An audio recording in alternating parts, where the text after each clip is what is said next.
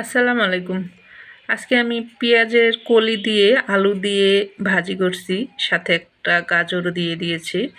ভাজিটা খুবই মজা হয়েছে। এই ভাজিটা চাইলে আপনারা পরোটা দিয়ে রুটি দিয়ে খেতে পারেন কিংবা ভাত দিয়েও খাওয়া যাবে। এখানে আমি পেঁয়াজের কলি কেটে নিছি আর কতগুলো চিংড়ি মাছ নিছি, পেঁয়াজ কাঁচামরিচ আর 2-3টা আলু চিকন করে কেটে নিছি, একটা টমেটো নিছি আর হলুদের গুঁড়া, মরিচের গুঁড়া, জিরার গুঁড়া, ধনিয়ার গুঁড়া পরিমাণ মতো সব কিছু নিছি আমি। এখানে একটা কড়াই বসাই দিছি, কড়াইয়ের মধ্যে আমি পেঁয়াজ মরিচটাকে ঢেলে দিলাম, ঢেলে দিয়ে একটু নাড়াচাড়া করে আমি চিংড়ি মাছটাকে দিয়ে দিলাম। চিংড়ি মাছটাকে দিয়ে একটু হালকা ভেজে নিব। চিংড়ি মাছটা ভাজা হইলে আমি সাথে টমেটোটা দিয়ে দিলাম। টমেটোটা দিয়ে আর একটু ভালো করে নাড়াচাড়া করব। খুব সুন্দর করে নাড়াচাড়া করে একটু যখন চিংড়ি মাছটা একটু লাল লাল হবে, ভাজা হবে, তখন আমি মশলাটা দিয়ে দিব। মশলাটা দিয়ে আবার একটু সুন্দর করে নাড়াচাড়া করে একটু সামান্য পানি দিয়ে আমি এটা কষাই নিব। খুব সুন্দর করে কষাইতে হবে চিংড়ি মাছটাকে। দেখতে পাচ্ছেন আমি চিংড়ি মাছটাকে কীভাবে কষাচ্ছি।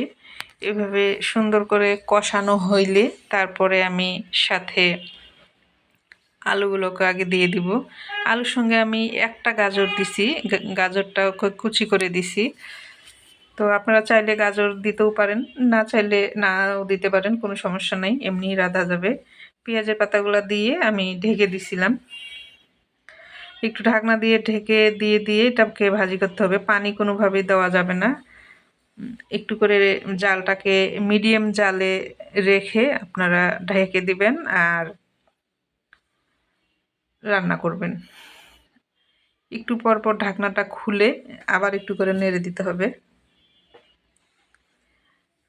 ভালো করে একটু নাড়াচাড়া করতে হবে আর একটু করে ঢেকে দিতে হবে। তাহলে হবে কি, আলুটা একটু নরম হবে, মোলায়েম হবে, পেঁয়াজের কলিগুলাও একটু নরম সফট হবে।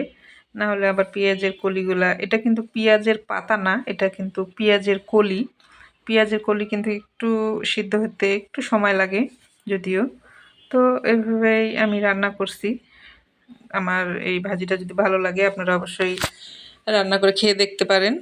আর ভালো লাগলে লাইক, শেয়ার, কমেন্ট করিয়েন।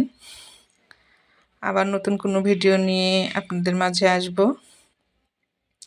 দেখতে পাচ্ছেন আমার ভাজিটা কিন্তু হয়ে গেছে। আপনারা চাইলে এভাবে রান্না করে রুটি দিয়ে, পরোটা দিয়ে কিংবা ভাত দিয়েও খেতে পারেন। আমি কিন্তু রুটি দিয়ে খাওয়ার জন্যই বিশেষ করে করছি এই ভাজিটা। তো আল্লাহ হাফেজ, আবার কোনো নতুন ভিডিও নিয়ে আসবো।